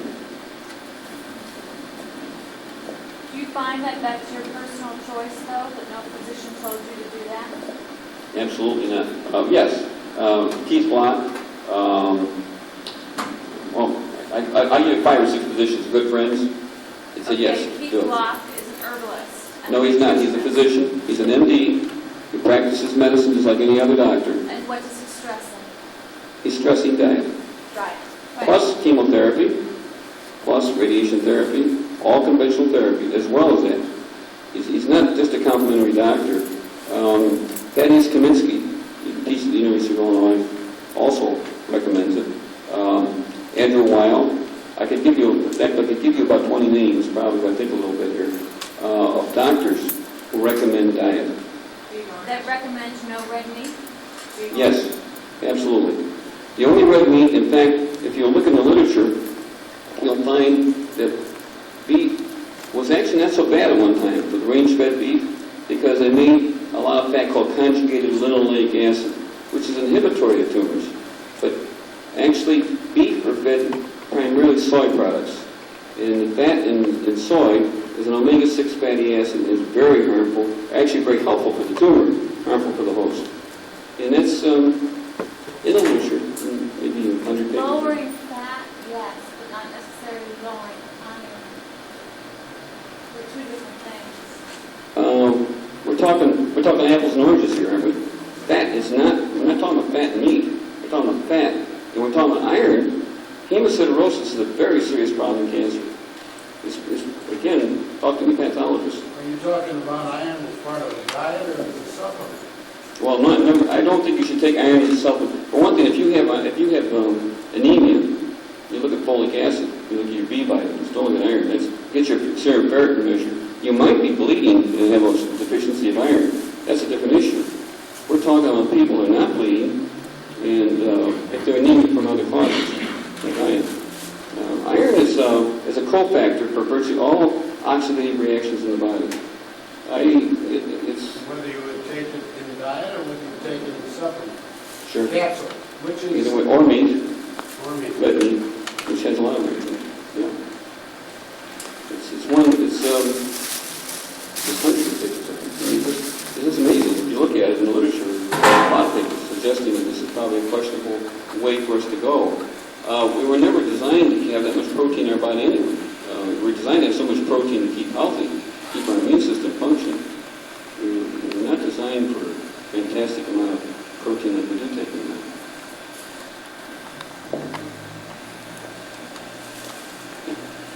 Do you have any views on the use of green tea capsules instead of drinking the brewed tea for those of us who can't stand the taste of it? I talked to Dr. Liao, and he doesn't know when you extract the polyphenols out whether they're as active or not. He believes the green tea is best. I'll tell you what I tried. I put it in a smoothie.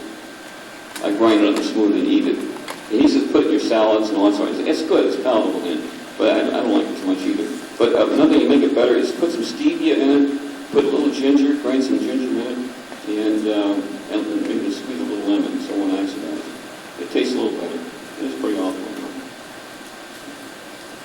Yeah, it's confusing. I had read on green tea at one point, and so we're drinking green tea. Then I read that there was a study that it's not helpful at all. Well, there's that one study.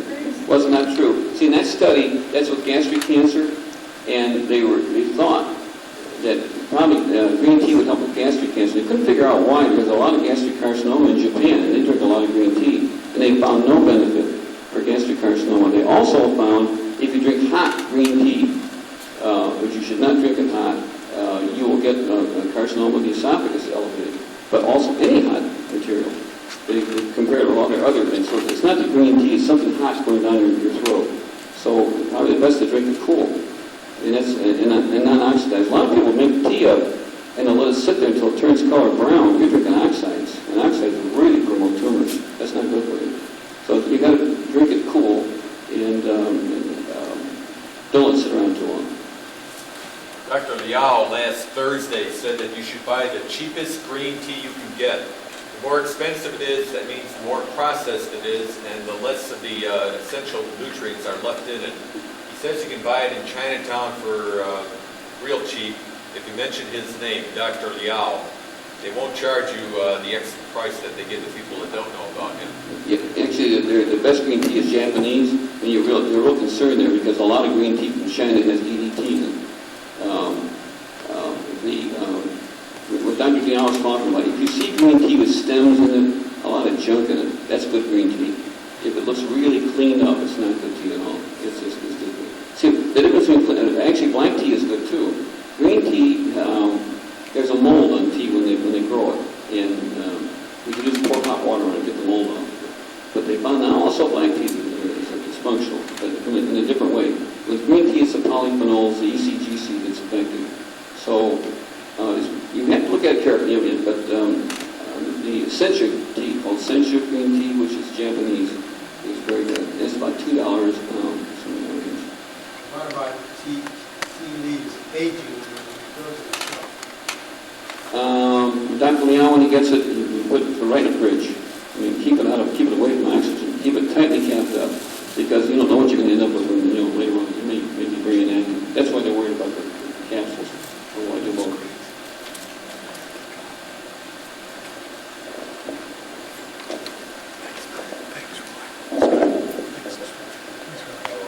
A little longer, faster, man.